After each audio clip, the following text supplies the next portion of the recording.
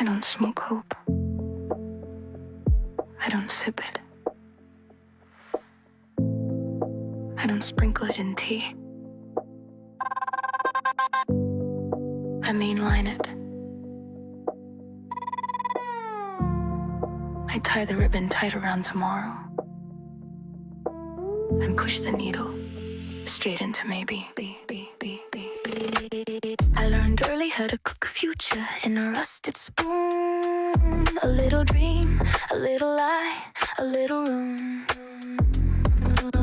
I watch the sky turn pharmacy blue above my head, and every sunrise sold another promise I could thread. Hope, they said it heals you, but nobody warned me how good it feels when it burns. I run on hopium, straight through the vein, hoping the bloodstream, numbing the pain. I run on hopium, diluted dreams, truth in the distance, or so it seems. Hope, hope, hope, hope, hope, hope, hope.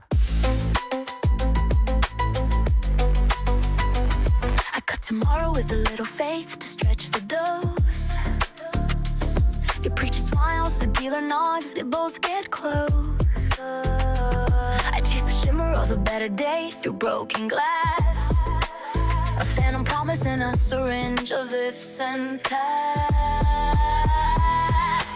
Some people pray, some people drink, some people vanish inside a screen. I just keep chasing that velvet rush of almost.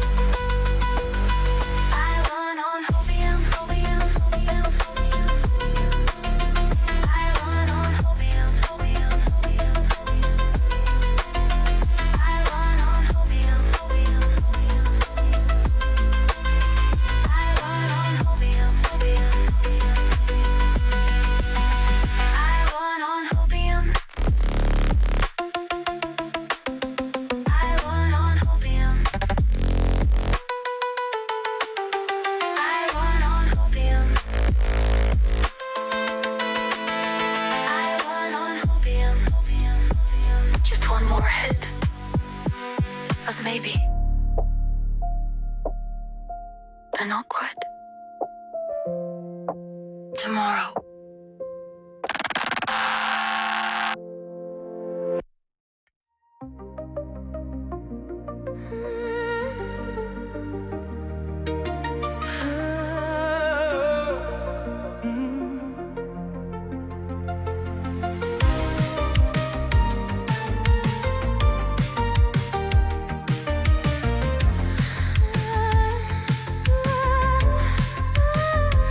The signs and passing cars, reflections bending who we are. Time moves sideways when you stay close enough to drift away. We don't say it out loud, but the silence knows how.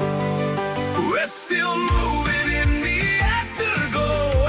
Hands let go, but the signal holds. Every shadow learns our name.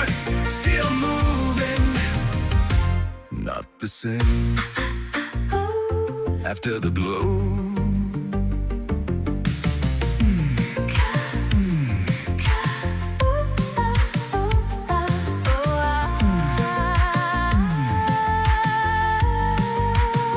neon slips between our words, promises that never burn. I don't chase what I can't see, but it cheats on following me. We don't need to define what keeps pulling us inside. We're still moving in the afterglow. Every beat says don't let go. Every night rewrites the frame. Still moving, not the same. hold the moment Before it decides.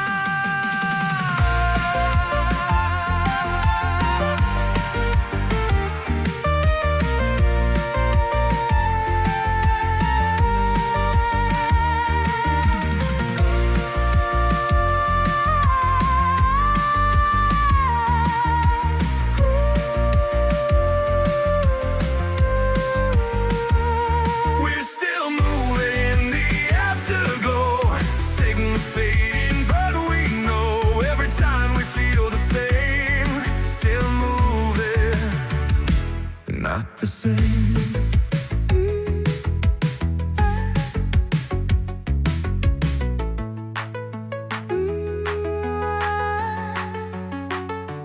After the glow,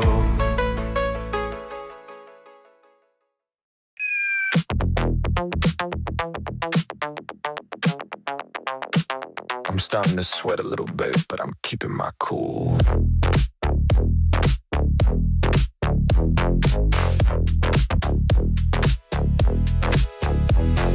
Heat on skin, eyes don't blink, pulse up high, mind stays thin, tongue on fire, posture still, let it hit, bend, don't spill. Pressure talks, I don't rush. Let it burn, I stay sharp. I keep my cool under flame, still in frame. Still my name, I keep my cool. No display, let it play. I don't sway. Salt on lips, breath is slow. Signal loud, ego low. Every bite cuts the room. I respond, not consume. Body screams, mind decides. I don't leak what's inside. I keep my cool under flame, still in frame. Still my name, I keep my cool. No release, no retreat, only ease. Control is known, it's staying present. Pain is a question I answer clean. Still here, ask again.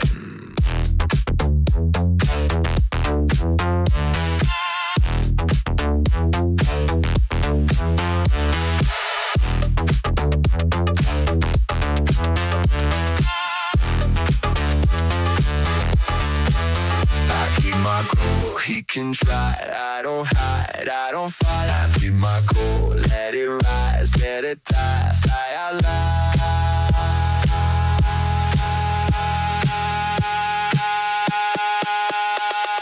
Sweat dries off, lights stay off.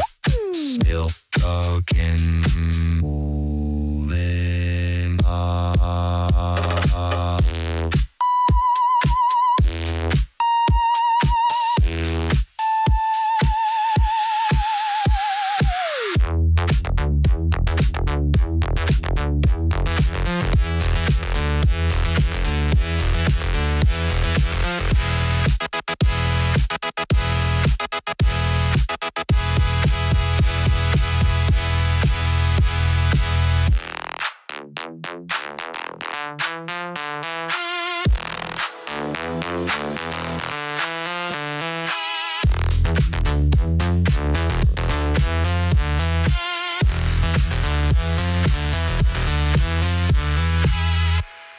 Feel that shit, feel the beat don't miss. Heart raging when the bassline kicks. Hands go up when the flow boy hits right left. Sing now, move like this. Feel that shit, feel the beat don't miss. Feel raging when the bassline kicks. Hands go up when the flow boy hits right left. Sing now, move like this. Step in the pocket, groove too slick. Halftime bounce with the full-time grip. Whisper tone words with the van I spit. Right each step when the hi-hats tick. Go,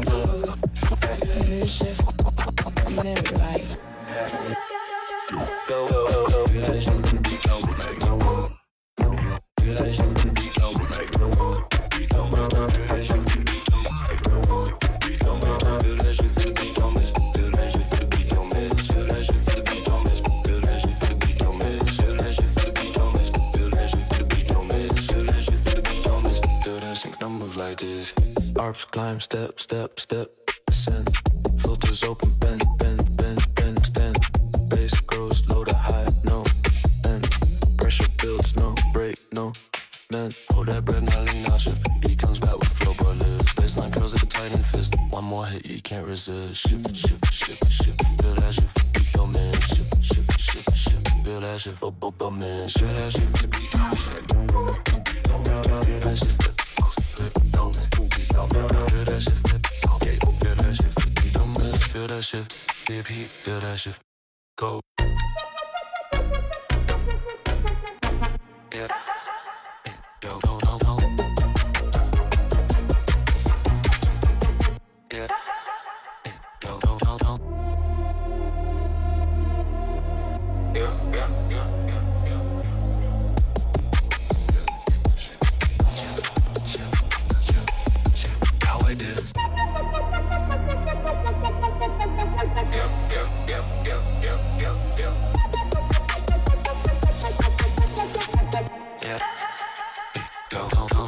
Yeah.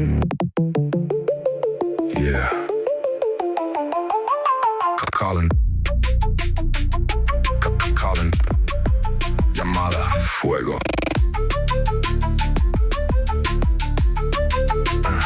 I've been walking through the static, feel the signal in my chest. Every step a little louder, every breath a little pressed. No panic, no drama, just heat in the frame. Zapatos en llama, I'm calling your name. Paso lento pero firme, nunca pierdo dirección.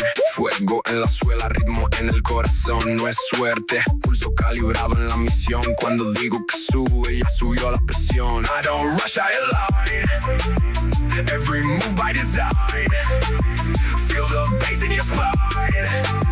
Now you locked in the line. Calling, calling, calling in the flame, flame, flame. Llama, llama, llama name. Zapatos, zapatos en llama. Say my name. Llama, llama, fuego, fuego. Calling, calling, don't say no. Zapatos en llama, llama, llama. Feel that pressure, let it go.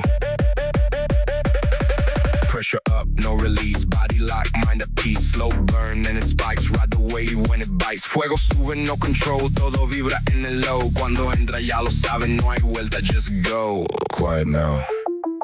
Still calling. Sigue, sigue. Don't stop. Calling, calling, calling, calling in the flame, flame, flame. Llama, llama, llama name. Zapatos en llama, llama. Say my name. Fuego, fuego, You're calling listening back. to Never front, Dancing never with lag. Ourselves, a totally rad 80s podcast.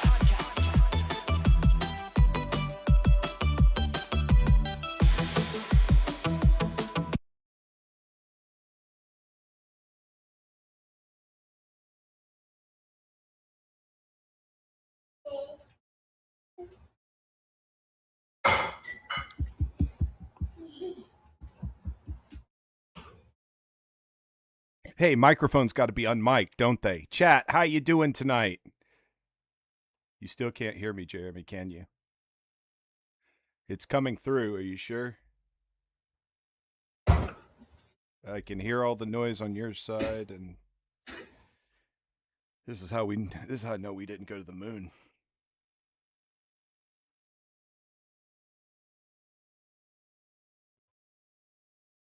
There we are. Yeah, I can see us live. Old transmitting live. No, Jeremy? Wow. Remember the protocol. Jump out and come back in.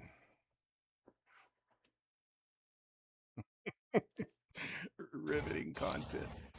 Can you hear me? Yes, I can hear your background the whole time. That's I can't why hear you. Can you hear me now? Can you hear me? Oh my goodness. How does this happen every single time? Every single time when we're going live.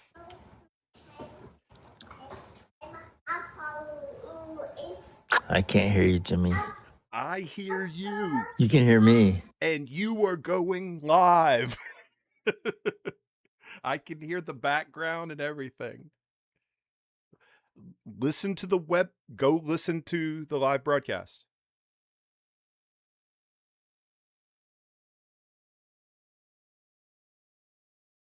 Listen to the live broadcast. That's what I'm trying to say.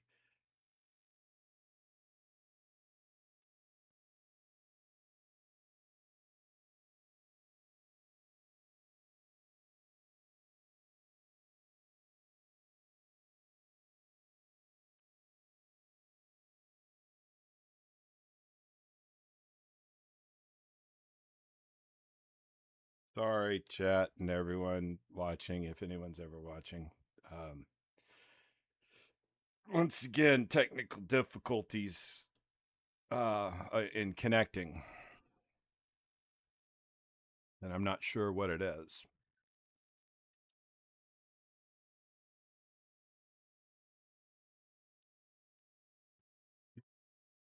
I'm just going to keep sitting here until we figure it out.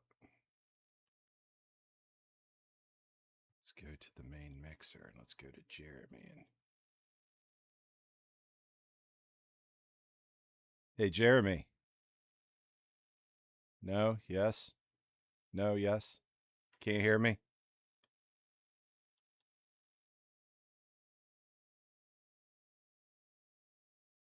Hey, Jeremy.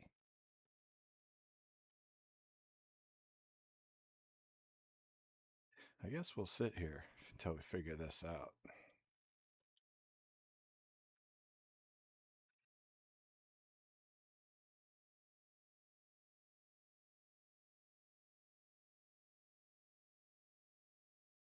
Do do do do do.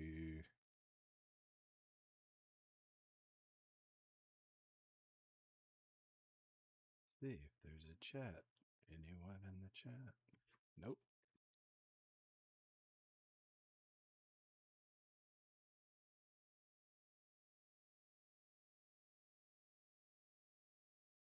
Can you hear me? Check, check, check. Nothing.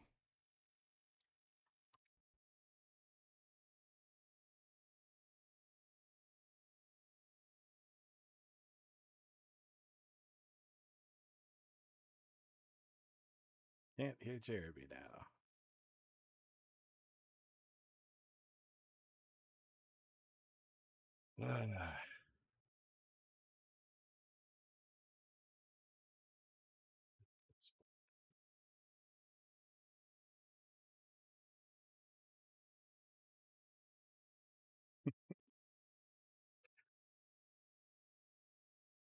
Josh says he can hear me or hear us. Yeah, you can hear me now? All right, it was a Jeremy setting. I knew it all along. Now we need to get Jeremy speaking. Can you hear me? Hey, we just wasted 18 minutes of everyone's All time. right. Or no, actually, no, that's a lie. We wasted 5 minutes of everyone's time. It just seemed like 18 minutes. I hear you, Josh. So Josh just came in. Great. Jimmy, can you hear Josh? No, I'm always going to need somebody in the Streamlabs side to be the leader to let me know when some people are back. I mean, I can see it pop up, but if you guys are talking about stuff, I won't know what you're talking about. I can't hear you. Just like you can't see the studio end because I'm the one over here running the whole show. I am not in your studio where you guys are all collabed. So, what do I tell Josh? No, you're gonna tell him anything. I'm getting ready to bring him on. I was pausing Okay, to talk to okay. you. Yeah. sorry. He's just waiting. Yeah. No, I got everything under control. I just Josh, he's getting ready to. and there he is. Yeah. Now Yeah. Josh, hold on. Josh should be. Hold on, I put him in Kane's position. Hold on a second. Let me fix that.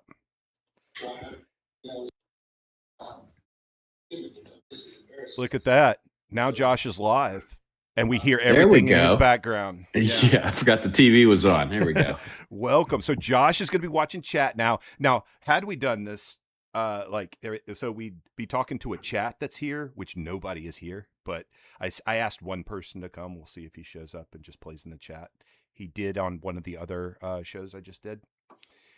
And I got the whole show ready to go. What we would normally do is I'll just open it up and you guys start talking like we do, because I have the whole show template.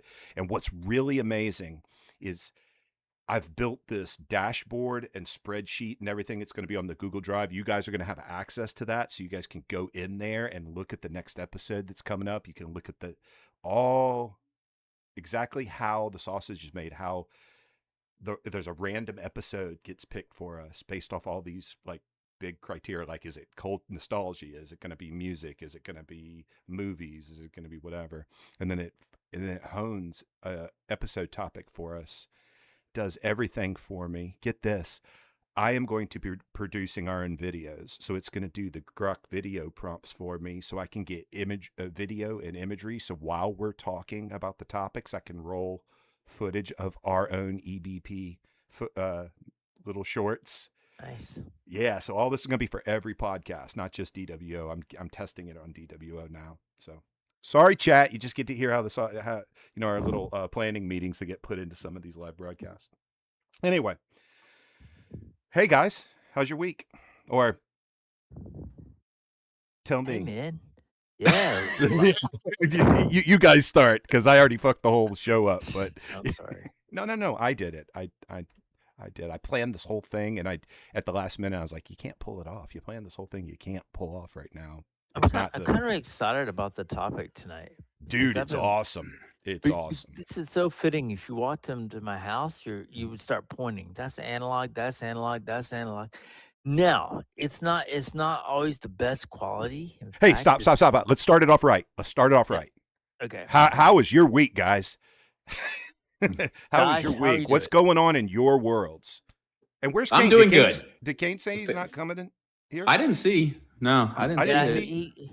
he said like 5-6 hours ago he couldn't make it tonight. Oh, did he? I didn't missed see it. that. Sorry, Kane. Yeah. I don't have your image up for when you're gone. That's the last one I have to make is Kane's. So okay.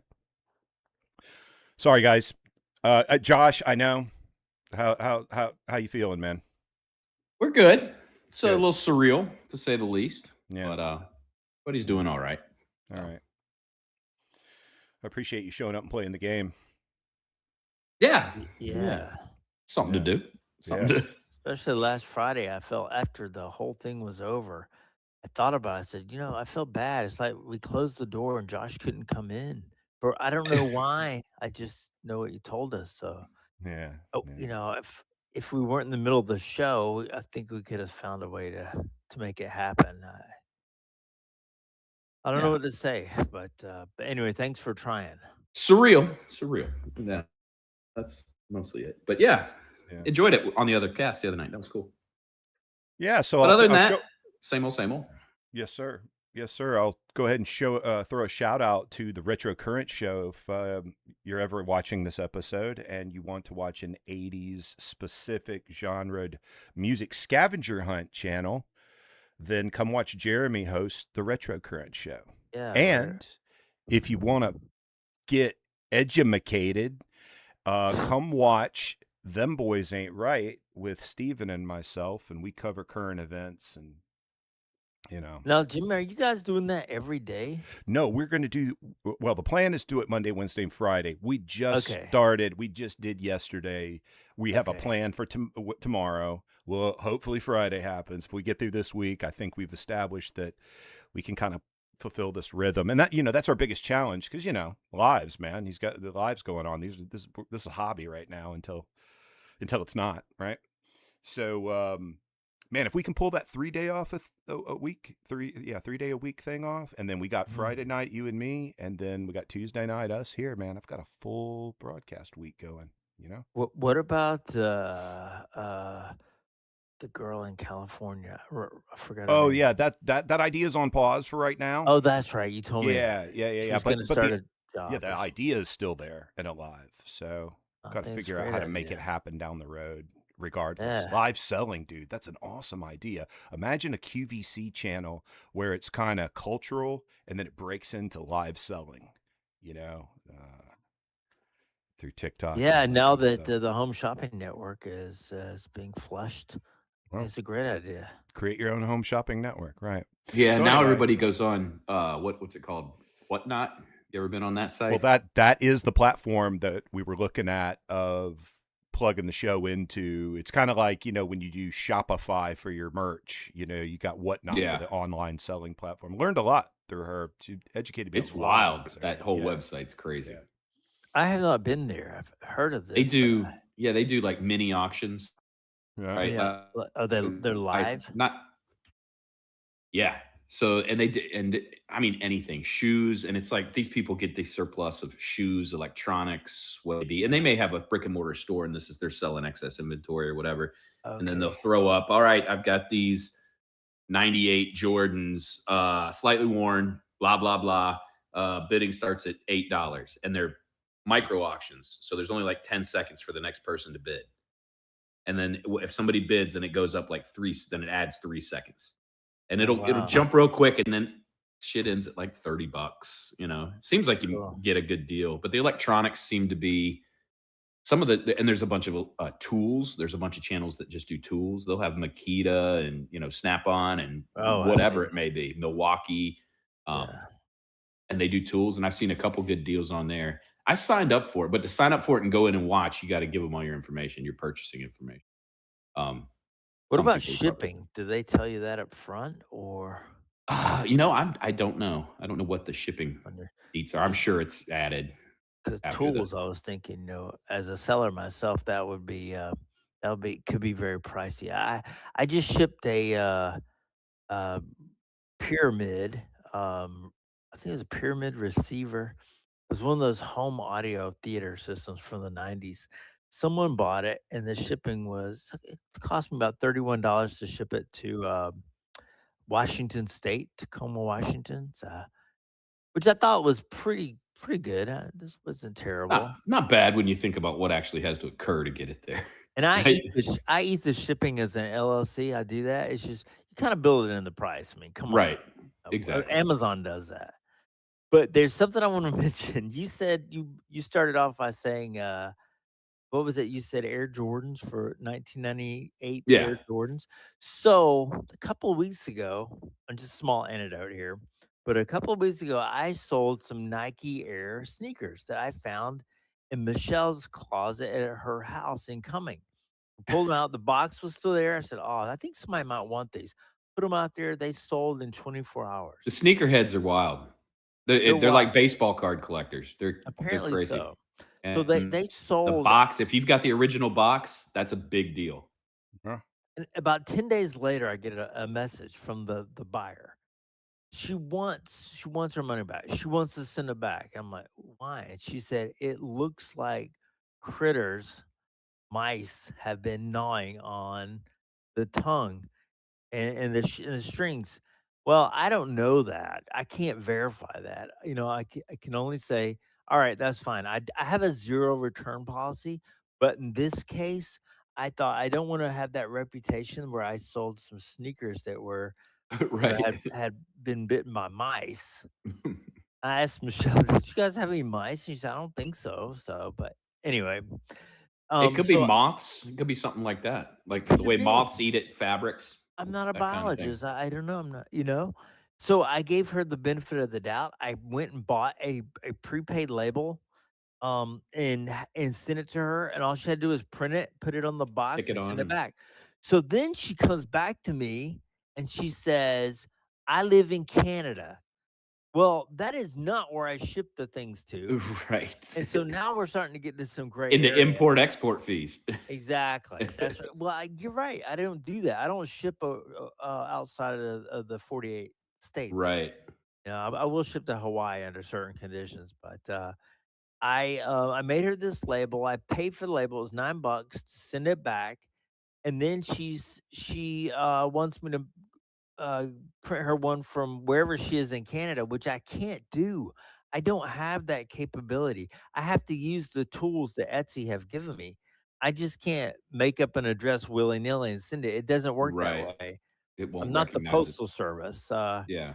Anyway, I told her I couldn't do it. She would have to go back to the place where I shipped them to and just put them in the outgoing box or wherever. It was still a business. hmm Well, she didn't want to do that. So I don't know if she got fired or what happened, but she said she was in Canada and I couldn't serve her. So she went out and gave me a horrible review for those sneakers. But Etsy allowed me to have a rebuttal against her review, and I did, and I ripped her. And I usually don't do that, but I was yeah. She broke the rules, and she wanted me to play by her rules, Right. not what I could do. But anyway, I just want to tell that story. You Yeah, and wanted there's to vent? Get that off I your wanted to chest? vent. and Yeah, I'm sure there's ways that you could go out of pocket and spend $50, $60 to get them back, right? But it's like yeah. that's not what I didn't agree to any of that shit. I did not agree to that. Yeah, you're taking a risk when you buy stuff online like that. Anything old, I've had a few issues, but most people are satisfied. But yeah, so anyway, so Jimmy, Hmm. what's the topic tonight? So, first of all, Jeremy, I think you're my online seller. I just realized that. Here's another job title. Here's another job title for you, sir. Let me suck up more of Oh, your time for online okay. selling. Yeah, but in fact, I have in Etsy, I've racked up now 1,015 sales. Hey, this Oh could wow. we could It's tie taken this me to the retro 13 current years. show. Yeah, I would love to do that. Okay, It's let's taken do me that. 13 years to do that, but a lot of stuff going Why through not my capitalize on all channel. that time in the podcast you're doing and everything? Hey You know, man, that's how I see it. I just drove from our RV, Mhm. and see, it's gonna be we're kicking off our grand opening second week in April. So we're gonna go park in a parking lot. We have permission now, Some and we're gonna sell things out of the RV. Oh, So cool. That's cool. yeah, Yeah. I'm sure people will think I'm selling fireworks. We have a big giant 3.5 foot eagle that's going on top of the An eagle? RV. It's an eagle. It's made out of I don't know if it's aluminum. It's probably aluminum. It's Let's lightweight. talk Eagle Enterprises, baby. Let's talk Eagle Enterprises on Ah, doing this. check it I out. have a Yeah, lot to man. talk to you about outside of this show, Awesome. even though we're doing it live right now on the show. So let's curtail it back a little bit because you asked me Yeah, about what's the topic for tonight. Well, gents, that's right. scrolling through the interwebs and everything, I came across an idea. And you know how we always talk about, hey, Gen X, we're like the last analog generation, you know, that sort of stuff. Well, I'm seeing a lot of videos where millennials are classifying themselves as the last, like the absolute last analog before digital. And I'm like, you know what? I start thinking about that and I'm like, it could be shared across, that could be a slow drip for about, say, 40, 50 years, that concept, living analog and then switching digital. Because let's face it, machine learning starts in the 50s. That's what was AI, what we call AI right now. Machine learning is the forefather, if you want to call that, of what we call Mhm. AI now. So let's just say, okay, A-ish, I-ish you have from the 50s on. So, you know, you got this timeline perhaps with the slow drip of leaving the analog lifestyle and just slowly morphing into a digital lifestyle. And that intrigued me. And I started thinking like, hey, is Gen X really the last generation? And it really doesn't matter if we are. Let's just reminisce on that. What's, you know, where, you know, the disappearance of an analog life into a digital life. What is that? Let's talk about it. You know, so I started, you know, the GPT, boom, kicks me out an episode and everything on this. But I want to open that conversation to you guys. How do you guys see it? You're both Gen X. Do you see it as a solely Gen X generational thing, analog to digital, or is that shared among generations? How do you see it? I think that I like to almost have an equal representation of both sides. I do. I'm addicted to the conveniences of digital. I can play with any song I want to play. I can watch anything I want to watch. Um, I like the access. It saves so much time. In fact, Michelle gets very frustrated with me because I'm always trying to resuscitate and bring something back to life. And you need the proper what's retro fittings and you need the right capabilities to do stuff like this. I'll confess, if you ever come to my house, there's one thing I want to show you. There's many things I want to show you, but there's something in my bathroom that I had that probably nobody else has, and that is in my bathroom closet. There are the wired shelves that were installed before I came here. But on one of those shelves, I have it reserved for a small, I think it's a 11-inch television. It's an analog TV, and I have a DVD player. The TV is so old that it's got the old fashioned UHF. Well, not UHF. What is that thing called? It's a little. I can't think of it. It's like the male part. Uh, Talking about the What, coaxial the thing? RCA cable, coaxial. coax? Yes, Yeah. Yeah. coax. Yes. So I had to buy some sort of fitting. 8 ohm to be precise. I had to buy some sort of fitting to go from the DVD player, which that's technically not digital either. It's analog, I believe, and You then go know? to the Yeah. television, and I am watching.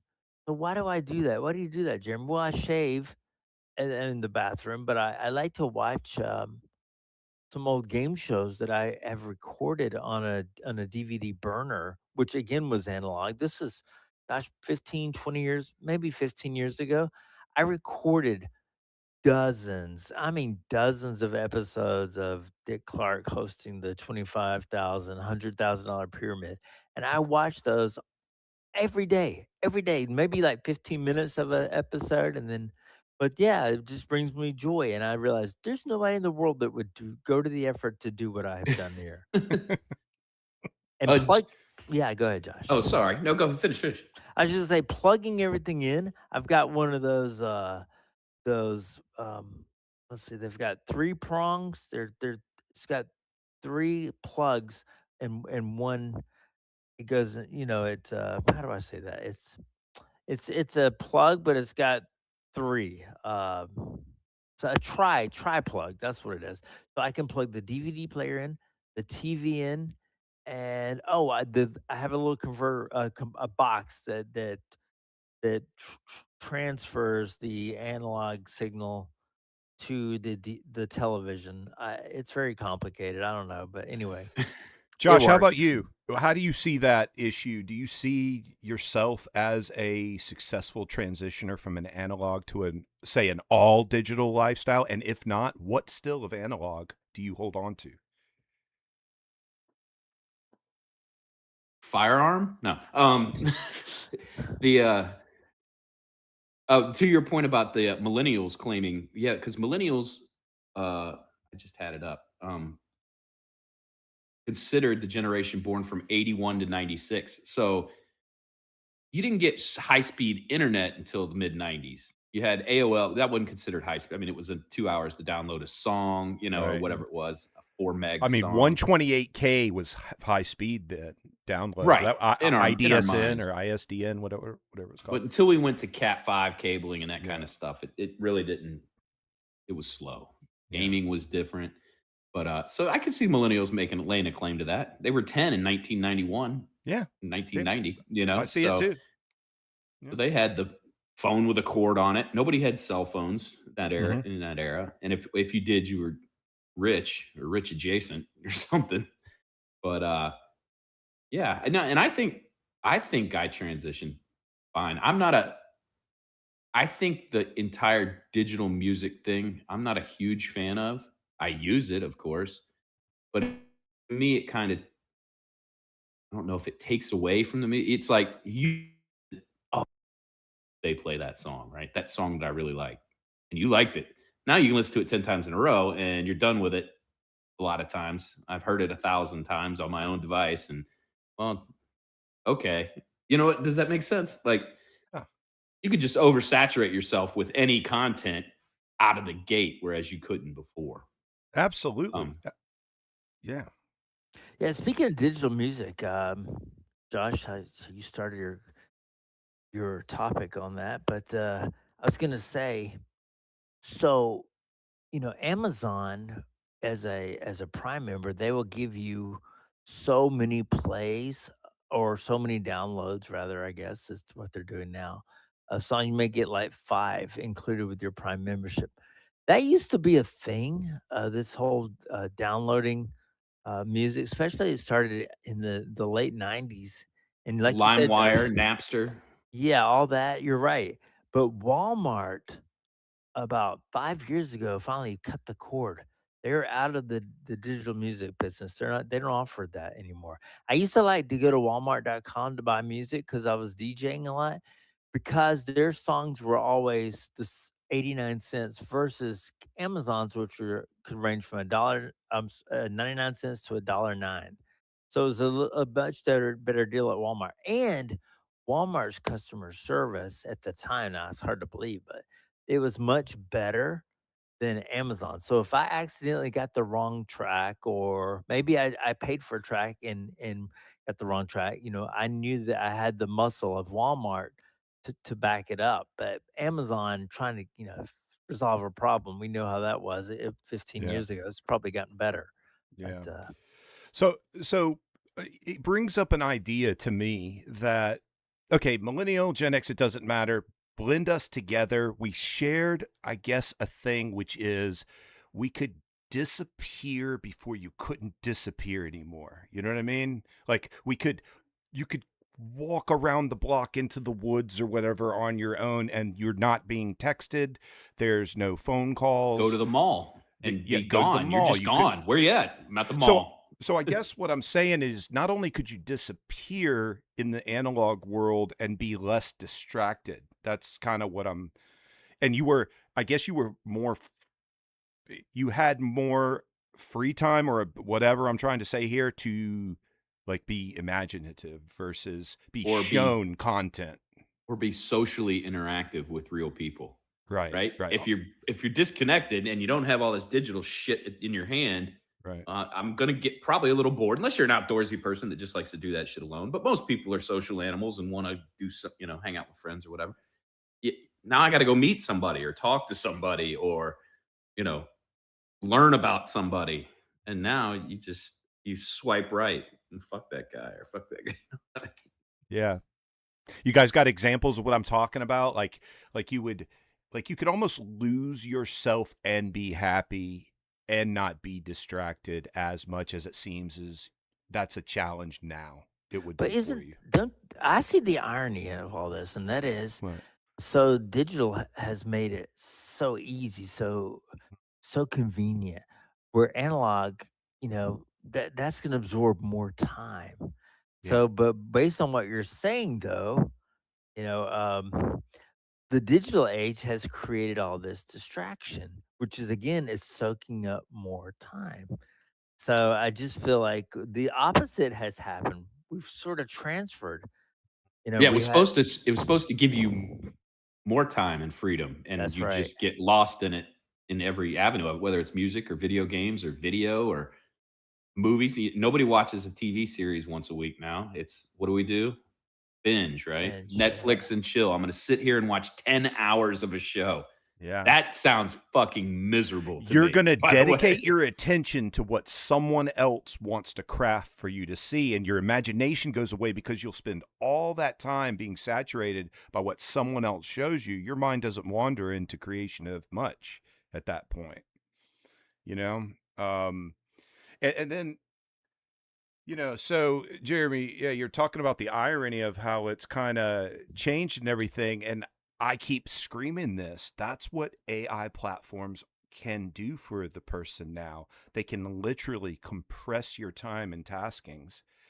And if you can understand how to compress your time and taskings, then by definition, you have that compressed the difference time to focus on other things you want to, or be distracted by other things you want to be distracted by. I'm not arguing either way. It's almost like you exponentially open time for yourself. And that might sound weird, but think about No, this. If you had think you're right. GPT agents doing tasks for you, like Mhm. sending email, what tasks do you do during a day that can be automated type thing? And that's Let where, me- go to ahead. the concept of work, right? Yeah. At some Well, point, that's what I AI was does the job, and I don't Yeah, have that's to do that exactly right. job, What right? I was thinking the And this same is where thing we're going. I know. in We're in my realty business Yeah. that they're urging us to build data reports with AI, to examine spreadsheets and create Jeremy, some.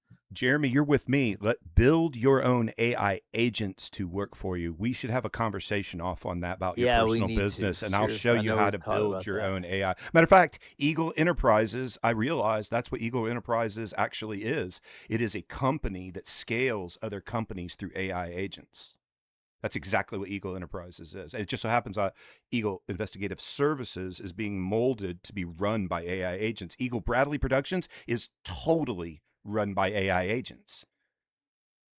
How do you think 500 songs goes out in 2 years and 3 podcasts gets made? I mean, yeah, I'm running everything, but I can't do all that without the agents, without the platforms. You know what I mean? So there's the proof right there. The proof is if you figure out how to use AI agents in your life, I can't tell you how to do that, but I can show you how to make an AI agent for yourself. And then those AI agents, it's, you just put them to work and they don't cost anything. And they always do what you tell them to do, just about always. Just about. And now, have you guys, here we go. DWO, the AI episode, which is every episode. Have you guys heard of OpenClaw? Do you guys understand what OpenClaw is? No. Or no? No. Okay, I've heard of I'm going to it, give yes, you the but I don't know what it 1-minute is. brief. OpenClaw is AI, but it's not like you're thinking an LLM like, ChatGPT. OpenClaw allows you to create an environment like a sandbox where you put agents to work in routines, and they use things like LLMs and all this kind of stuff, and it literally does work for you. That's what OpenClaw is. It's a fairly new idea for people like us. You go look at it on Google. You'll find plenty of you'll find plenty of videos that tell you how to create your own little OpenClaw. And it's a compute. You make it on you run it on a computer, on your local computer, and this is it. These are the steps that are leading us to that AGI thing. Because think about this. Once everyone realizes, you mean I can put a little code on my computer and then link my emails to it, link my social media to it, link it, and then link it to Telegram or Slack. And then on my phone, text it, hey, email Sally about this and do this about that. And it does all that for you while you're out at the beach. This is what I'm talking about. Things like that. And it gets even crazier. You can take this further scale in thinking of operation for you through AI agents, like booking things, buying things, selling things, investing. See, this is scary to me. What are the secondary and third order consequences of this? Because at some point, I've got a bot that does this thing for me that's Right. creating music.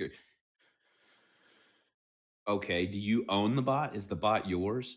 Like if you're not working and the bot's working, is the bot making money? Is it getting taxed? Are you getting, you see what I'm saying? Like at some Yeah. point, if there's no people working, there will always be craftsmen and stuff like that until robots become Right. perfect. But that's a ways off, I think. But we're quickly headed there.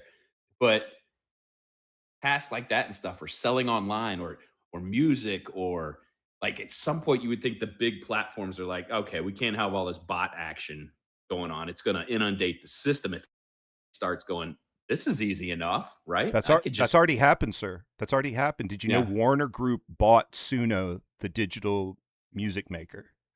Oh, the one I use to make songs, Warner Group bought it. Why is that? Because they're going to throttle the shit out of it. Well, no. I think it's the opposite. They're going to maximize the use of it.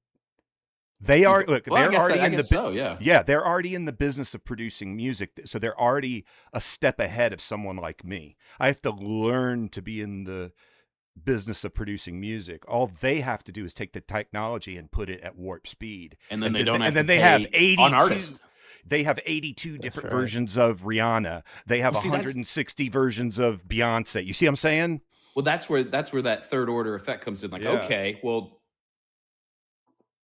it's a product. I don't know. My brain just starts to fall apart at those fringes. Mm-hmm. Like, who made the music? A robot made the music. Do you own the robot? Well, Warner owns Suno, right? They own the quote robot. You know, right?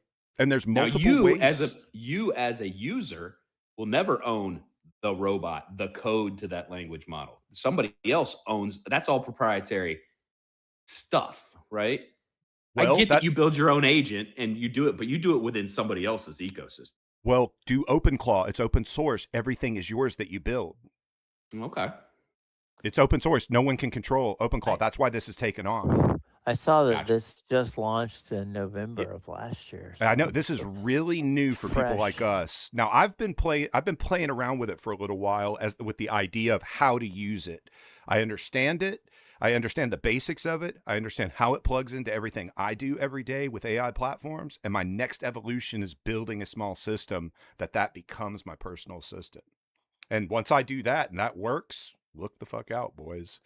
You know, another thing. I keep seeing these commercials for this one that does apps. It'll just build you an app. Right? I have just that tell too. it the app.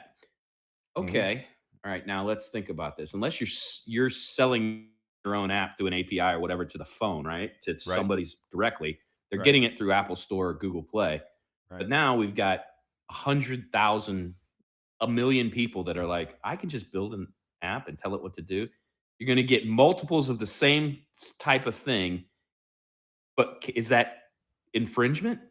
You see what I'm saying? Like, you could get, and we already have it with the Chinese clones that make it on there for every game that you see. There's another one that's very similar. It might have some different noise to it, but that system just gets fucking shit into by robots at some point. You know, Yeah. I wonder what that looks like. And then they got to pull it back and say, okay, hold on. We can't have all of this in here. It's not. But or see, here's the maybe they point. say- You can't this is the point that people don't, I think, understand. I think humans still believe this is going to end with us in control of it. I think humans still think that right now because they're not playing with the technology. They're not seeing how it compounds in capability. Like this isn't embellishment. Hour by hour, it is literally, you can find new things you're doing. Right. And there's no human mind that scales like this. And this is how I believe I think I'm right with this idea that like 99.8% of humanity isn't paying attention to how fast this is going. Because no, they're not. it's really hard to keep up with it, man. I mean, And in the got all last 6 months, it's just the video and Yeah. that Yeah. has gone crazy. In six mere months, it's gotten 100 times better. Right. I don't think humanity is going to be able to really control this thing whatever this thing that's coming up, that's developing. Unless it's all a lie. Like, unless we're all being gaslit and this isn't real, it's just software that people are behind there typing to you in India real quick when you're, you see what I'm saying? Unless Right. this is all a lie and not real, like we think we believe, these AI platforms, I don't see how we're not going to reach AGI. And once we reach AGI, I keep telling you, that's the artificially generated intelligence. That's the super intelligence.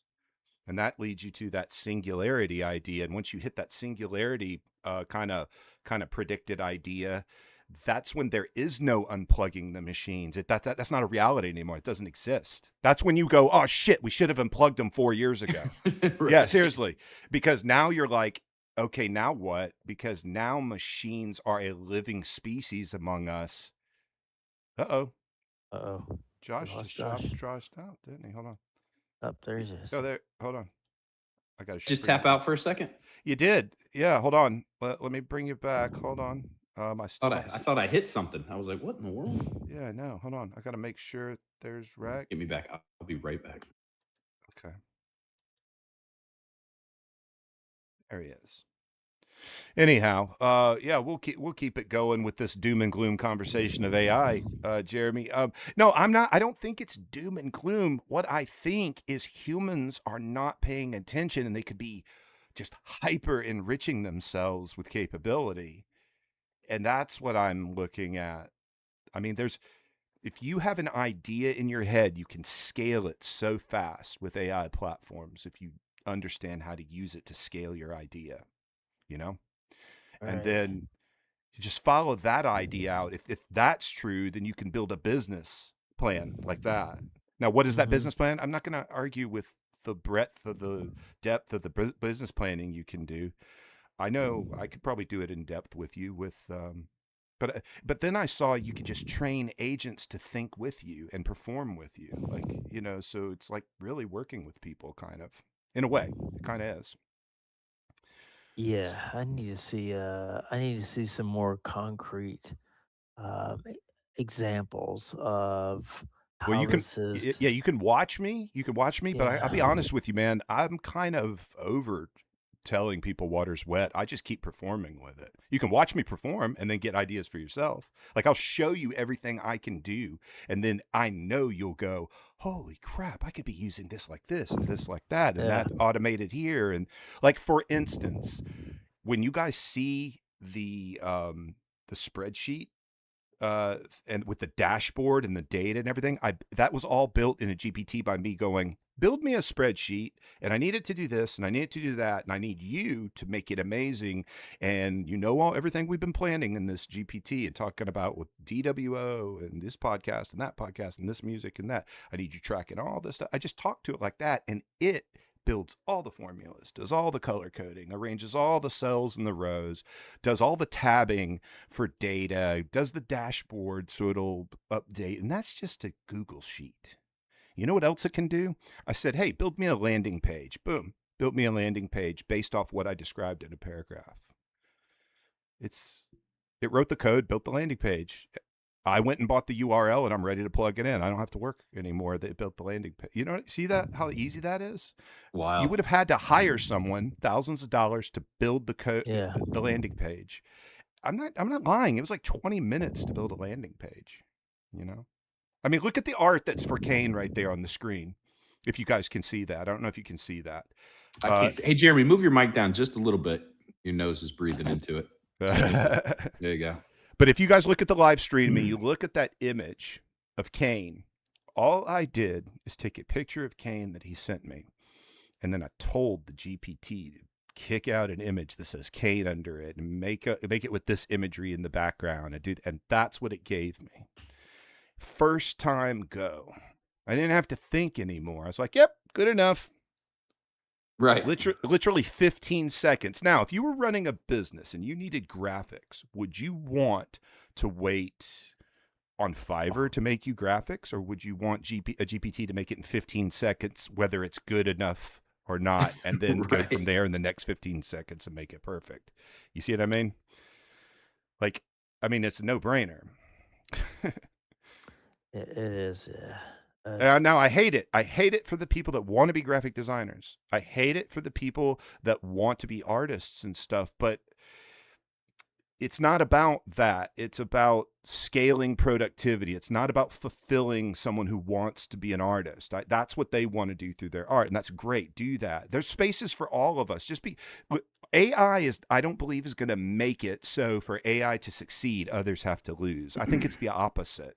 I think AI is going to make it that humans can figure out how to automate mundane tasks in their life so they can expand their ideas and their own self-enrichment in art. That's what I think is going to happen. Humans are just going to human, because it's obvious to me through these systems you can figure out ways to make passive money. And if you can do that and pay your bills, well, then what are we arguing about? Do that to pay your bills and then go live your life. Why would you fight that idea? You know what I mean? Doesn't make any sense to me. But Yeah, I'm not gonna fight the idea. I just or work no- 9 to 5 and work. You know, Yeah. I'm not going to argue with someone. You know, live your life how you want to live it. But I can show you a way to automate and streamline taskings in your life so you have more time for yourself. So you compress time. I've given it a name. It's called quantum human output. You compress time and taskings. It gives you more time differential on the end. And if you plan for that time differential at the end, you can plan how to use it. And when it happens, you use it. You've compressed time, quantum human output. Isn't that Nice. crazy? It's crazy. That is. Now, what would you say was the hardest analog to digital swap, or easiest, or weirdest, or even unnecessary? Did it always make it better? Right? did that switch over? Because Jeremy, I looked up. CDs are considered digital because they store information binary. They read and write to and from a disk, or into a memory module. So it's considered a digital item. Now it's physical, right? It's spinning disk inside of a machine, but Right. The way it operates, the way it presents the data would be considered digital. Like, I guess, like a cassette tape would be analog. That's not digital, right? But we always heard Dolby Digital Sound. Would a cassette tape be considered analog? Yes. Oh yeah, I would think so. I would think so too. Yeah. I mean, I have a cassette. Because it doesn't player. store. It's not ones and zeros on that tape. I don't know how. But it does a couldn't tell you. digital process. That head reader converts the analog reading of the tape through wires to speaker out and through components to speaker output. So there's a digital. And maybe so if we start peeling back the layers, but I Yeah. certainly would not consider that to be a non-analog. The medium is analog, unit. I would argue, right? Yeah, an analog device using a magnetic head to read physical continuous magnetic imprints off of a tape. Right. So it's not ones and zeros. I guess that kind But of. then maybe after is that the line reading, where you, what happens? Like, how is it processed into sound through a speaker? Wouldn't that be wouldn't that be absorbing like an analog idea into a digital processing for output, or is that analog? unlike digital systems that use binary code, zeros and ones, and that reads that and then outputs Uh-huh. right, in ones and zeros. It outputs it in a sound for us. Analog tapes represent sound as a linear physical recording off of. Yeah. That makes it. Yeah. I think And we're getting it in the weeds. Magnetic tape represents the sound signal as a continuous waveform, whereas digital music, there's no waveform. It's ones and zeros. I see.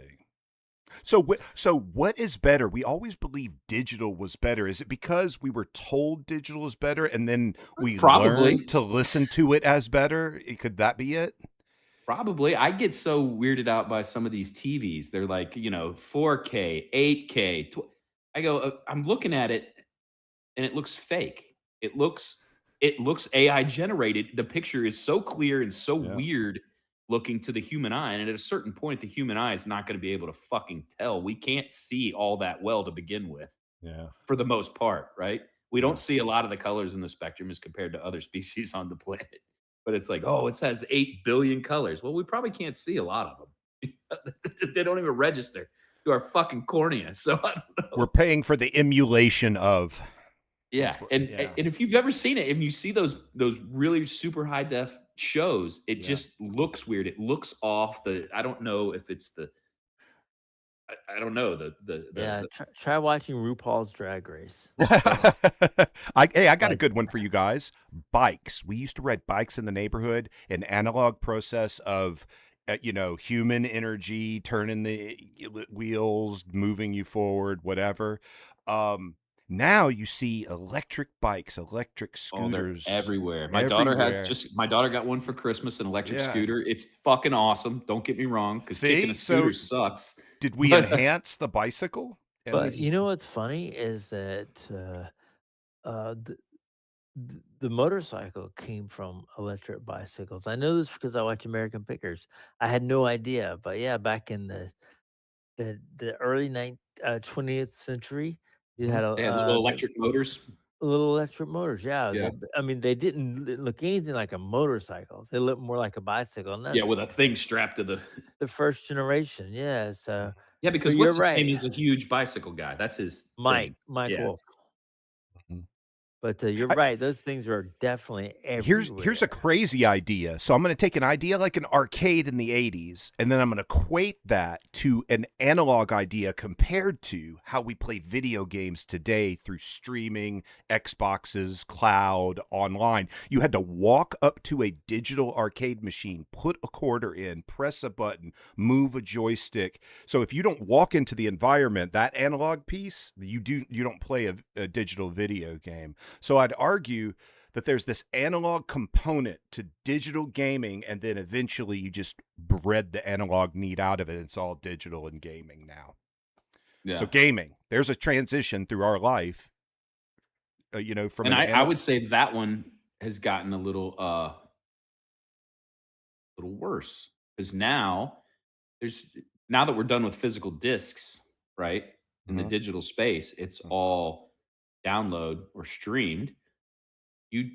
What's the saying? You will own nothing. You will not own anything, and you'll be happy. Yep, that's a good example. Because at any given point, so you buy this game, you spend $100 on it, and let's say in 2 years they shutter the studio. Nobody's watching the chat. There's no more. I got it up. We got a guest. Somebody in it? Oh, I just have the feed. We got. I believe we got Mr. Julio Escareno. A friend of the show, as we say, with Julio. Julio, I hope you're still there. I hope we didn't ignore you to leave. Hi, Julio. Our one focus, our one mission. Now, which chat are you looking at? See, I'm looking at Eagle Bradley. And this is a problem because we have it go into Retro Current, and he's at Retro Current. So it's Retro Current? Oh my goodness! I did not. Did I dox that would be live? This whole. So I'm so I guess he is live. I just saw the thing, the chat come. So yeah, if you're gonna monitor the chat, the best way to monitor the chat, because I got it all fixed, is to go to the actual channel. I think that's where the chat is. The chat's not going to be at Eagle Bradley for some reason. Or do I have that reversed? The chat's at Eagle Bradley. Well, Bradley's up. For Retro Current, it was in Retro. I'm sorry, not Retro Current. DWO. We're on DWO. You'd have to go to The DWO, I think that. Hey, chat, where are you? Are you at DWO YouTube channel or are you at Eagle Bradley? He's at Retro. I see his chat. Hey, chat. Good evening. Or is that? No. that's I said from Retro Current. I'm sorry. Don't think Retro Current. I meant DWO. Yeah. Okay. Yeah. He's not at Retro Current. We're not. He's not at broadcasting. Eagle Bradley either. I just pulled up the Do you chat. see? Unless it- Watch. When I chat, this is the account that's broadcasting it. Watch. Hi, Julio. See, we're dancing with ourselves. So this is coming from the Dancing with Ourselves YouTube channel. Yeah, there we go. DWO, he says in the chat. which makes sense, right? Since that's what we're doing. Right. But right. it's But anyway, we failed you, Julio. My bad.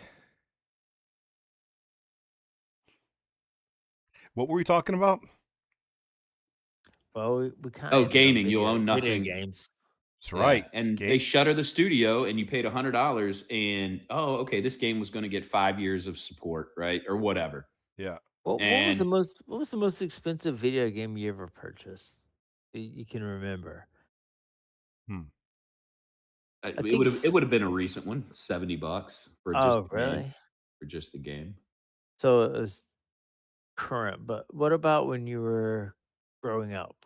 I don't even Back in the remember what 80s. they cost. Video games stayed at $50 for almost 20 something years. Like once it got to 50, it kind of stayed there for Yep. forever, even if it was a physical copy or a download. And then it's starting to creep up as these I mean, these are billion-dollar games at this point. The amount of sales and loot boxes that Yeah. they embed in these things. Jeremy, let me tell you how poor Josh was. Tell me. Josh was so poor. It's like a match game question. Yeah. Josh was so Josh was poor. so How poor. poor was he? He was the only one in the neighborhood with a Diamondback bike. No, that's just a lie. I had a Diamondback, but mine was a throw together, all different color wheels, and There were a couple mongooses rolling around. yeah. Did you have a actually, you had a Diamondback. I had a Diamondback. Yeah. Actually, I had the mongoose. Now that you said that, Yeah, I thought you did. Yeah, And I then know. somebody had a red line, and the red line was the very expensive one back Yeah. then. But Josh was poor, Jeremy. Make no mistake about it. And I mean, selling apples at the corner poor. You know. Just a poor man on a farm. No, hand me down pants from older sisters and aunts, kind of poor, you know. Didn't know he had an older sister. Anyhow, Josh was poor, but well, he'll tell you, won't you? I will. He won the game he won enough money to buy the bike the 2 days before Christmas in a poker game. Gary, He's a good Gary man. won the bike. The man, the myth, the legend. God bless. I was also so poor. I had 2 go-karts growing up. So That's right. That's right. You had, hey, the first one was used. Yeah. It wasn't new. Yeah. But why were you poor? Why did I bring that up? What would you say before that? I was talking Jeremy? about video games. The most Yeah. expensive video Yeah. game you ever heard. I think for my family, because we never really broke out of the Atari 2600 mode. I think there were some things that were coming out. What was it? Turbo Graphics. Does that sound familiar? Yeah, TurboGrafx was one. Those That things were wasn't coming out. super duper popular, but it was expensive. It was It one was of the more expensive consoles. Yeah, some of my relatives had that.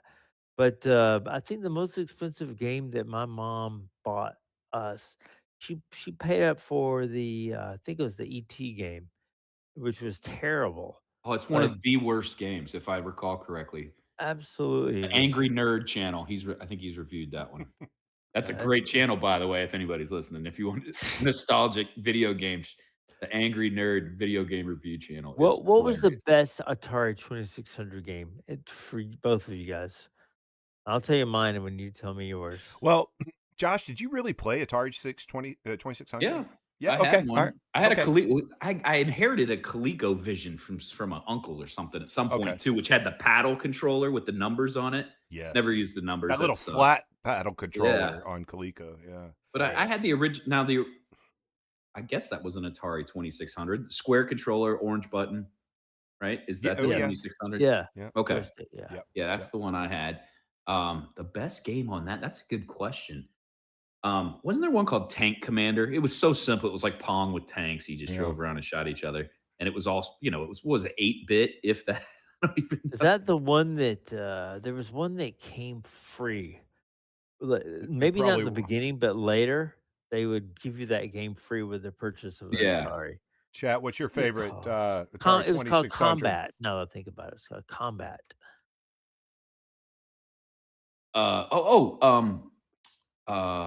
Pitfall.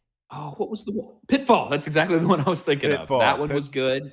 That Yeah. was good. Infuriating. That'll make you Mm. want to smash, Mhm. a CRT television. Don't do that. It's filled with what? Helium? Argon? It'll blow up. Don't do The thing about Pitfall, though, you saw the same screens throughout. Like I don't remember it ever mixing up because you knew when the alligator heads were coming. You had to Yeah. go over the alligator heads. You knew, and it's like the sequence was always the same. It never mixed up. It just became a challenge of how far you could actually go until you hit the gold Was line. a form of Galaga on there? Did they have a form of Galaga on a 2600? Well, they Something had similar? Space Invaders. And They had Missile Command. asteroids. Missile Command was cool. Missile Command. That one Command was was simple, cool. where you just shot the Yeah, bombs out yeah. the book. Yeah. I'll tell you, it wasn't until Legend of Cage and Resident Evil 2 that I actually started playing a console game. Like, I want a console game now. It was Legend of Cage in the basement. I remember that it was on what, 64? Nintendo 64, something like that. I don't remember that one. That's the one where Is you're a little ninja running through everything and you're just jumping and throwing stars and swinging the blade. And it's kind of Oh. very linear game. There was one, Ninja Gaiden was like that. I think Ninja Gaiden was like Yeah, that too. and that's Something become similar. That's become really graphic intensive. You know, I mean, Yeah. that's become like But it was a similar platformer. Type. yeah, Ninja Gaiden, but it was Legend of Cage was the name of it. If you look that up, and I want to say that was Nintendo 64. Chat saying Pac-Man all time favorite. He's going back to the old bong bong bong bong bong bong bong bong. Sounds like he's eating rubber bands. This Pac-Man was actually better, but yeah. They didn't realize Pac-Man well from the video game to Atari.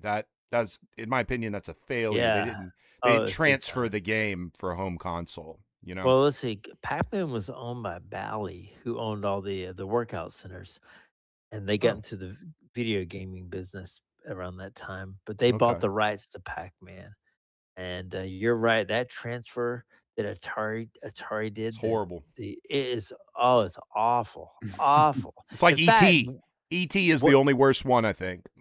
one of their competitors, it may have been ColecoVision or Intellivision, could have been one of those, but they actually referenced that Pac-Man game in their commercial, like something Don't ever like do this. it's like Pac-Man has swallowed bleach or something like that. I can't remember what they said, but and the pellets look Oh, like Kix, the cereal. Oh, Yeah. Metal Gear Solid chat's throwing out at us. I know I said Resident Evil, and he's throwing out Metal Gear Solid. Yes. that was post NES, wasn't it? Legend Yeah. of Cage was NES, was the original Yes. Nintendo Entertainment System. Yes. And that was a good one. You're right. I'm looking at the images of it. I do remember this one Yeah. very, it kind of built on what I say, the Kung Fu. No, Kung Fu sucked. It was the thing where you just walked across the dojo, remember? Yeah. Low kick, low kick, low kick, low Yeah. kick. Yeah. Now, Karate Champ. We're going to go into the arcades. Karate Champ was my jam. Mm-hmm. I could play that game pretty well. But anyhow, What was the one chat just said? Metal Gear Solid. Uh, Snake remember. from Metal Gear. That's kind of a linear form before Splinter Cell, I would argue. It was Splinter on the Cell is like the PS1. realization into 3D. Once that console, the PS1 and the original Xbox launched, I think those were the same. But I think they About the have. same I think time. Metal Gear Solid has gone on to become like, I don't know. I'm talking on my ass right now, but I think they've gone like the way like Witcher, that engine. Those kind Oh of yeah, games. and the guy that did it, Hideo Kojima or whatever, has done Yeah. 100 other games that are widely considered some of the best ever made. You guys ever play Splinter Cell when that came out on Xbox? Like, Mm-hmm. that was an amazing game when that came out. That made you have to stop. You couldn't hack and slash it. You couldn't time it. Well, no. Yes, you could time it. But you couldn't do what you said, Jeremy. Like, where the alligator heads are. You had to Right. learn to be patient and be stealthful in that game. Because if you just shoot, people, the bad guys. They are know gonna- where you're at. Yeah, know Right. where you're Yeah. at. You had to like knock people out and hide them in shadows and just all kinds of stuff. And then the armament they gave you was really cool. You know how that rifle you could switch between all kinds of things. And it was the first game I ever played where the stealth was that where you could take like a viewing device, optical viewing device, and shoot it against a wall, and then take control of it like a drone and get additional, vantage point before you go and make your decision of how you're going to sneak through and everything. So it was very tactical. I love Pretty that game. clever. Yeah. Yeah. You want to hear a quick little rundown of the top 25 Atari games? Let's hear them. Yeah. Space Jockey. Boy, that looks horrible. I don't remember that one. Kroll. I remember the game Kroll, but I don't think I ever played it. Yeah. Based on the movie Kroll. We've talked about that movie before. Yeah. Laser Blast. Oh, that one. Berserk. Do you remember that one? That was like robots in a maze. Yep. Jungle Hunt. I remember that Yep. one. That was also an arcade. I think that was based on an arcade game. It was. Yeah, I believe Jungle Hunt was based. And the best way to describe Jungle Hunt takes only 2 words: pitfall. So very similar.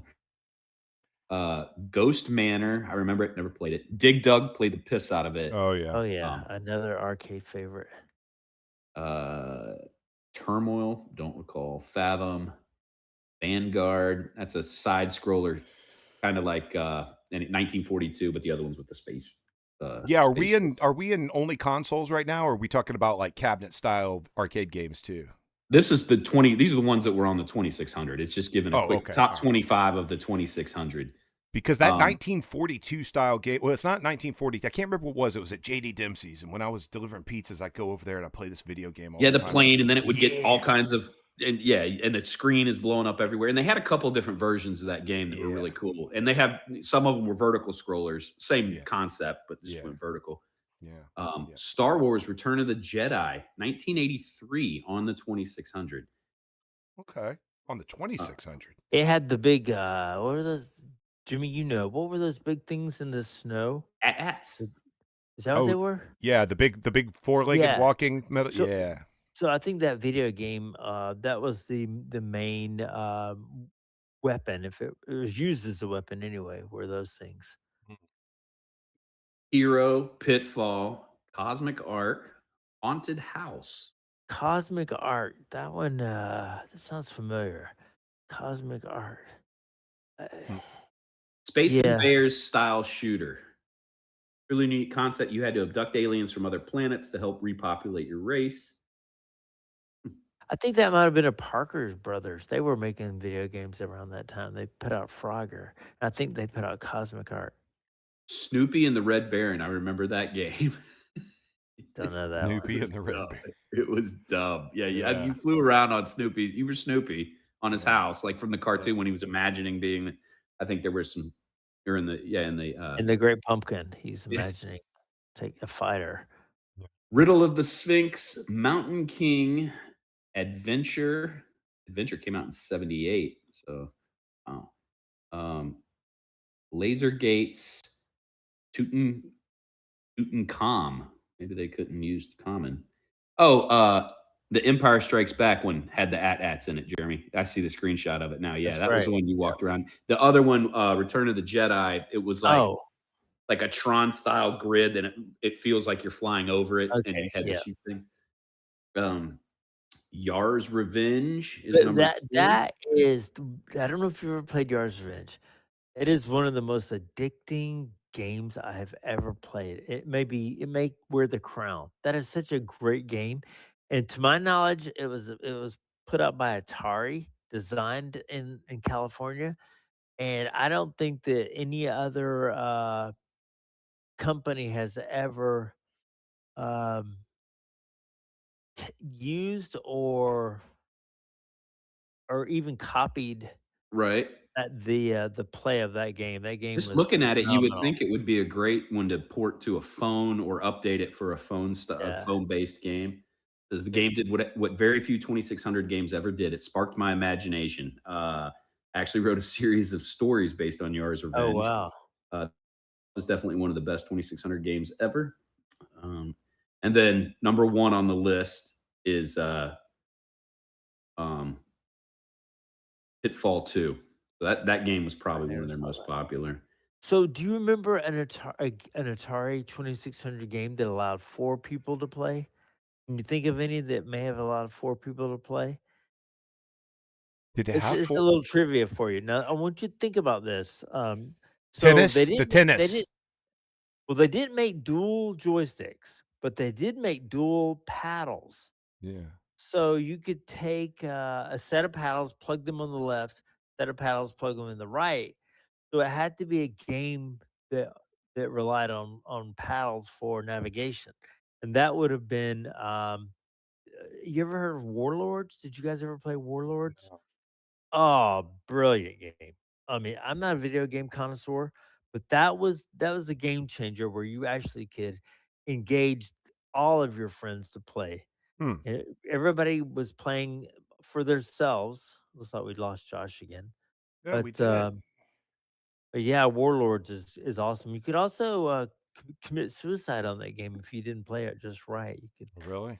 not throw the grenade fast enough, and you could Well, lose while we're waiting yourself. for Josh to come back in, let's Yeah, transition topic a little bit. So we yeah. went retro, right?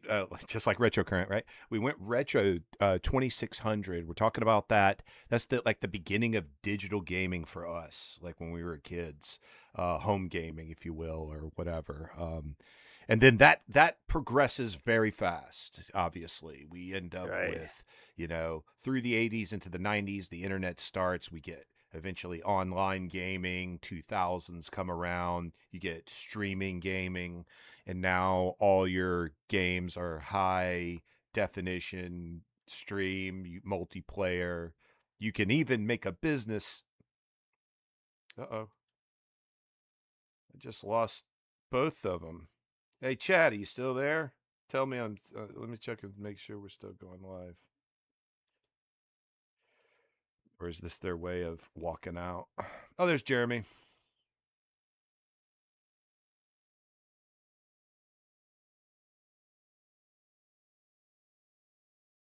What is happening?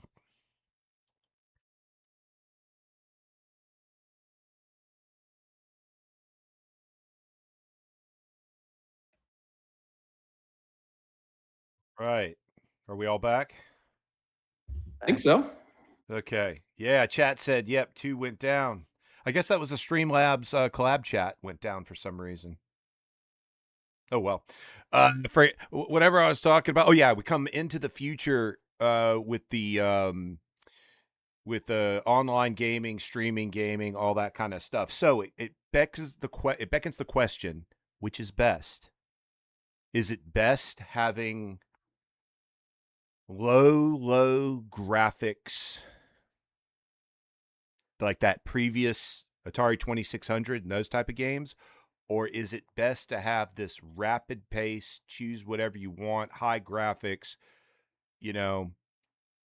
cloud, internet, streaming, you play with multi-friends, you can play video, you can make a business for yourself streaming, playing video games. Like you couldn't do Right. that with the Atari 2600, So which is Funny, best?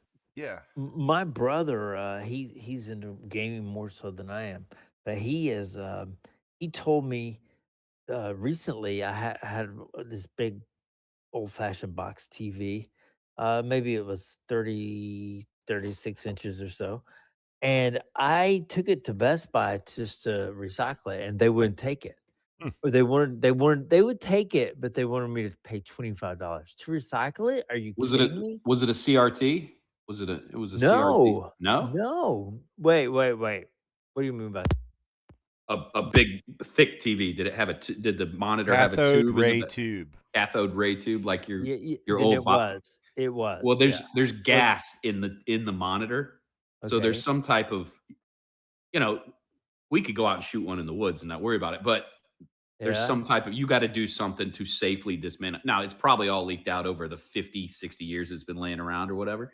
But yeah, there's something to do with the gas that's in the tube Well, that this they don't thing want to was mess with. probably like a late '80s model, real big, but it was super heavy, super heavy. I put it on a cart, go to Best Buy. I'm thinking I'll just recycle it because that's what they do. They wanted to charge me $25. But then my brother told me, hey, Jeremy, take it to Goodwill. They'll take it. But I recall when I moved to Florida, we had some, they wouldn't take them. The Goodwill, they were, this was, everyone's going to flat screen. And of course, we've been in flat screen uh, dynamics for, I don't know, 15, 20 years now. But I did. I took it to Goodwill, and sure enough, the guy told me at Goodwill, said, we don't get many of these anymore, but we will take it because the video gamers want this type of television because they have a lot of old game systems. It's much easier just to buy the TV as opposed to buying all the And the way retro. the games were designed, if you the older games on a newer TV, it looks horrible. Like it looked better on a CRT because it was designed to be I think played on a CRT. I think that's what it comes down to. I think you're exactly right. And I need to correct myself. Hmm. CRTs do not contain gas. I knew there was something hazardous about it. No internal gas. Common misconception that they contain a functional gas. They're evacuated to less than a millionth atmosphere pressure. But if it breaks, air rushes in immediately, often bringing hazardous phosphor, dust, which is an inhalation hazard, and they contain a significant amount of lead and sometimes barium and cadmium. So nobody wants to they can't just throw it in the dumpster out back. Yeah. Right. So, Your heart was in the right place. yeah. Yeah. For whatever reason. So okay, let's say it. What do you long for a slower life, or do you embrace the faster paced life that you can feel coming? Like if your life is faster paced today than it was in the 80s, well, in 20 years it shouldn't slow down by definition of how we increase with technology and everything. It should be more rapid. It is faster paced. I have an 8-year-old. Yeah. In the 80s, I was the 8-year-old. You know, like it was kind of like Yeah. so. But like with video games, like even the newer I love the new video games. I think they're awesome. They look great. Yeah. I play the same game over and over. I don't, you know what I mean? I don't even stray away. It's just like, yeah, that's the one that my buddies play with me, and we play the same fucking game every other night. Would you be entertained if you had to sit alone for a week with an Atari 2600, and that's your only form of entertainment? That's it. No phone, no nothing. Could No. you learn to go back in time and entertain yourself I like don't you think saw so. so much joy when you played with it as a kid with that? I don't think so. I don't think I No? would. No. Mm-mm. I think I'd I be think like, oh God. well, Josh has the advantage because he is up to speed on online gaming. I have never played a video game with someone online streaming. And I've never Okay. done that. I've never had a reason to. It's just Right. I don't know if I might like it. I just never tried it. I don't know. Never World of Warcraft? Nope. Nope. Wow. Not in my house. Not in this house, buddy. You mistake me for someone else, he says. Okay. Well, we're going nowhere with that kind of, do you like it better than or that? That's kind of a stupid question to begin with. But identity, let's take it back to identity. I take it it is shared across generations of Gen X and millennial. And can we argue boomers share part of that too? And can we argue that what's after what is it, millennials? What's the next one? The Gen Z. Gen Z. Is it possible that Gen Z, as a big portion of Gen Z across America, didn't grow up with a tablet in their hand and a phone in their hand? Maybe that's our perception. Every Gen Zer has one. I believe they do, but maybe that's not true. So yeah, I think Gen Z way more than millennial. You probably get way more millennials that didn't than Gen Z. Right. But Yeah. I'm not saying, do we share it? Does it bleed into Gen Z too? That bit of analog before digital. And is analog gone? And is it only digital and lifestyle? No. What can you identify analog systems you do now in 2026? I don't know if that's the right word, analog systems, but you know what I mean. Yeah. I mean, my local doctor's office still uses a fax machine. I don't know if that counts because they're just using the technology, that's 45 years old or 50 years old or Yeah. whatever. It's a scanner that just Yeah, that Press on the other outputs end. in binary though. Yeah. And Yeah. and my local all the parts places, they still use a dot matrix printer. Yeah. I don't know if there's any Do they digital really? conversion. Yeah. Yeah, Well, but the ones Like that when I you go to. when you used to go to Napa, yeah, it's the pull the what drives that print head and that dot matrix wheel, or those printer pins, is binary coding, Oh, is telling it? it which Okay. pins to hit. Yeah. Okay. It just looks analog. Behaves like an analog. Well, it's device. because I think you're relating it a little bit to kind of typewriter-ish. You know what I mean? I think and you're thinking, oh, typewriters is more of a machine analog until the electric ones, obviously. Well, and the term analog is used very broad, It is. It's like racist. and it's got something written on it. You go analog, right? Because otherwise, it's on a digital screen. Yeah. You know, and not it's a PDF that I'm looking at, and not a physical material. I think when we say analog, a lot of times we also What's think the physical. definition? What's the definition of analog as the crow flies? It's going to be I just looked it up. It's going to be, you know, the difference between whether it's ones and zeros. But like I said, the machine can use a digital. But when we say the digital world, when we say we've gone to digital, I think it's screens. Yeah. More than anything, screens and downloads and that kind of thing. So is that the unequivocal, you cannot mistake definition? You're in the digital age when you have screens all around you. The internet, is the internet kind of necessary to define that as you're in the digital age? I don't know. I would kind of argue it is necessary to say you got to have the internet to be in the digital age, you know? Doing all your work, your banking digitally, you're not going in, you're not writing checks. I would argue that's an analog system in life, pen to paper, writing a check, processing a piece of paper, and then eventually money changes hands and ledgers alter. And now it's all digital, right? Your investing is digital. Probably how you shop mostly is digital.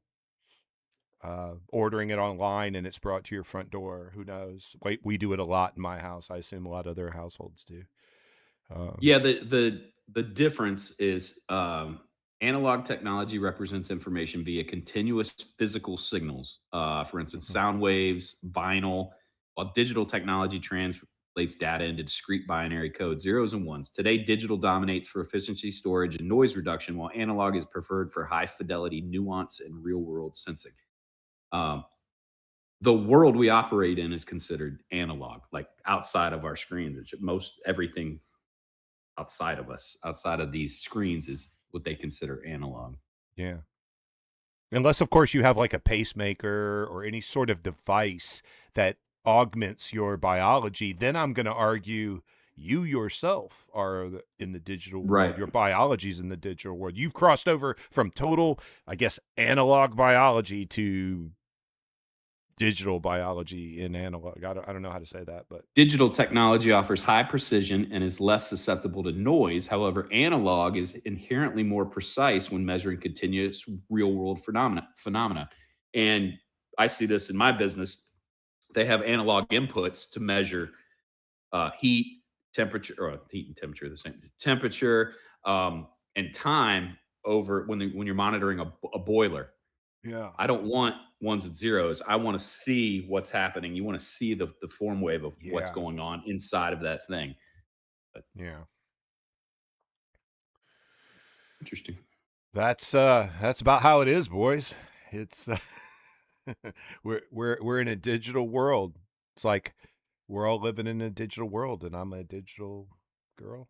Is that the song? Analog clocks That's with it. hands, right? And then when the Seiko came out, right? No kid is ever going to be able to tell time on a regular clock again. You know, that was the Right. Is You guys Jeremy hear out? me? Yes. Yeah, there he is. Now he's in. Oh, I hear, yeah. I was out for a couple of seconds there. I don't know Sorry. what happened. Wait, no, I thought of something else that I think would be analog. Maybe I'm wrong. What about like old voting machines versus today? Like, Yeah, those just punched a Those are hole. called fake. what about Scantrons? The machines are the Cool. entire system of voting. Which one are you talking That's about? called fraud, Jeremy. Those digital systems in voting it's called fraud. I agree, but Yeah, because weren't old voting machines basically like it punched a card inside the machine when you Hanging voted? chads. Yeah, remember that yeah, was only what 2000. What Yeah, that that's in the happened. It digital happened. age. Yeah. That happened here where I am. Yeah. That was the cause. Yeah. It was this group that pushed Bush into the W there. Wow. Yeah, because I Oh, remember my mom used to bring home forget where she worked. I forget what they did, but all the you program the computer with basically a punch card, right? It mhm. was a big card and it had holes cut out in it, and that's your ones and zeros. The physical machine was just like, oh, there's a space there, space here, space. That means it outputs this, or that's that letter, or that's this thing, and you just Right. drop them in, and it did. Yeah, card punch, a punch hole, levers and strings were the original computers. And that would be the analog. Babbage. You go back and look at Babbage and how Babbage started his programming code or whatever. It's a great store in the mall, by the way. Babbage's, Little throwback. remember that? Babbage's, yeah. Babbage's, yeah. And then you transition to the transistors, and boom, you're in you're in that circuit board, transistors. You go from vacuum tubes. I forgot about that. Vacuum tubes in Yeah. computers. Yeah. Pneumatics and vacuum tubes Yep. is how you ran. Like in my business, again, power plants will run off of pneumatics and that kind of shit. And it was like, we like to think we're the smartest, but these guys have been doing this shit for a long time in any way that they could, And yet we still don't know how the pyramids were built. Yeah. So Power plants. There I were think it power was plants. I think it's aliens. The aliens are supposed to be here Easter, right? Isn't that what's going on around it? See, this is how I know the government's on us. Josh just dropped out again. They don't want us to talk about this stuff, Jeremy. There he is. That He's I see back. him. Hold on, I'm bringing him back. Strange. It's the government, man. They don't want us talking about this stuff. We were just About getting the ready to go into pyramids. aliens. Right. When you Yeah. said the pyramids. Pyramids, aliens, boom. Yeah, the big scuttlebutt, as I hear on the X machine, is that there's a lot of predictions that aliens are going to be revealed in or around Easter. I see the significance of that too. The resurrection Yeah. of Christ, and then it's Yeah, an I see alien the that shows up. significance of what people probably are trying to say. Yeah. But anyway, that's the scuttlebutt. So that's the next. That's your 2012 right now. Like, oh my God, it's gonna end on Easter.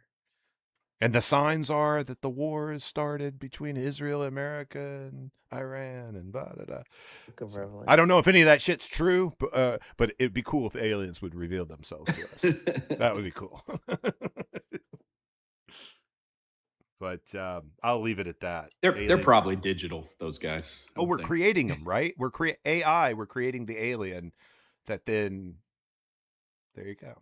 There you go. It's all There you about go. AI. Yep. And on that note, gentlemen, how do we feel about analog to digital life? Okay, here you go. One question. You get one chance, one time only to say you can either go to a all analog life with all your service in the analog life. It's not like you're going to die. It's just slower life or whatever. Or you can stay in a totally digital lifestyle, zero analog. So no records, no potential of tapes, anything you might hold dear from nostalgia like that, then that analog lifestyle will be gone. No Polaroids from the past. All Right. that will be gone. It'll be only digital. So you have to choose right now. Which would you choose, Josh? Analog or total analog or total digital lifestyle? If I was, I don't know. The pictures thing kind of hits me though, because you want those pictures. 'cause It's you're not gone. gonna get Yeah, those. it's no longer in reality. Yeah. You can't touch a photo anymore. That's Back all to the Future. digitalized. They're disappearing. Yeah. Right. Yeah. Fuck it. Onward. Just You're go digital. Stay digital. Stay Yeah. digital. Jeremy, are you going? Yeah. Are you gonna go? I'm a nostalgia boy, or are you staying all digital? Well, I'm always going to be nostalgic, but I think all the things I'm nostalgic for would be converted into a digital format. Right. And I recently did this. My dad, he had all these photographs from Vietnam that he had just taken at random. I mean, just things like he was a helicopter mechanic, so he was on an island, and he took all these random photographs. Well, anyway, they were left at his parents' house. His parents are dead now.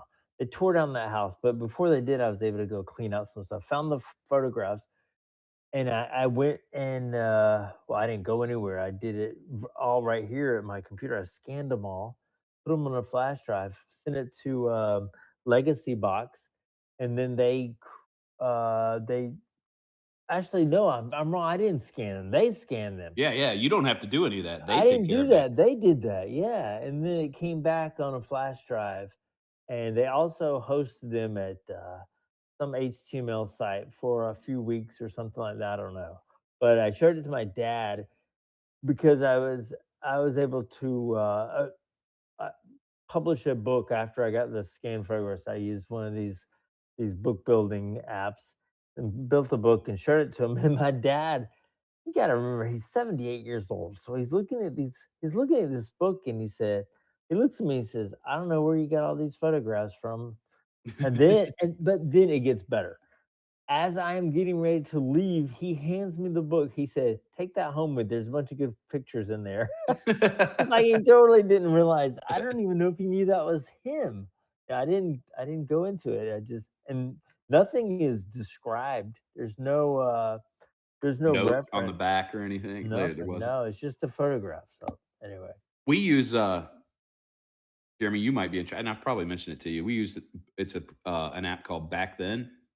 Oh. So every single picture that we've taken of Reagan it has been digital. She was born in 2017, right? Yeah. She's got a couple little cool like Polaroid-esque cameras that she plays Yeah. with. She's got a couple of those. But all the ones that we take, on our phone, we're in the car, we're doing whatever, and you take it and you just share it and you upload it to Back Then. So I've got pictures of my daughter when she was 8 human cells during in vitro is the first picture of her. and then all the way through. And then you can put a comment in there. You can give access to your parents. When my dad passed, talking about going boomers, where they, did they make the transition? His iPad was right next to him, and the last thing open was Back Then because he was looking at pictures of Reagan. Oh man. Yeah. Oh man. So and he loved that. He would love to go in there because it'll ping him right on the iPad. It'll say you got a new picture uploaded. Oh yeah. And then so your parents or your friends, and then if you have friends with kids, you can be like friends in the app. So and they can give you access to if you wanted to see what's going on in their kids' lives, whatever. But it's really cool. And at any given time, and Tiff's done it a couple times, just go through, pick out all the pictures you want. They'll print them, physical photos, and then so we get them back and we put them in a binder as well. So we have something that you can flip through, touch. I like that. It's really cool. I guess that is showing my my faithfulness to nostalgia. Is I still have picture books and I still like them. Yeah. If I go on vacation, It's a lot cooler to flip through them to me than to share them scroll that way. Yeah, I agree. So And did I we think answer the that's question, really cool. Jimmy? What's that? Did we answer the question? Oh yeah, I think perfectly. Kind of how I expected both of you to answer. I think. Yeah. Yeah. Yeah. You guys know you don't have to ask me. You know already. Right. I wouldn't give up the future technologies that are coming for anything. I got to figure out. My tasking is to figure out how to use them. Right. Yeah.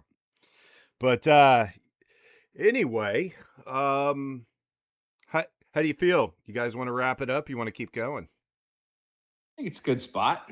Yeah. Well then, I want to thank our chat person.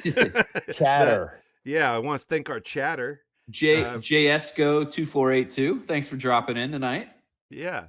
Thanks for coming by. And I want to remind everyone out there that you can keep following us and watching us every Tuesday night at 8:30 p.m. and check out the Retro Current Show at Friday nights at 9 p.m. as well as Them Boys Ain't Right Monday, Wednesday, and Friday, maybe, at 7 p.m.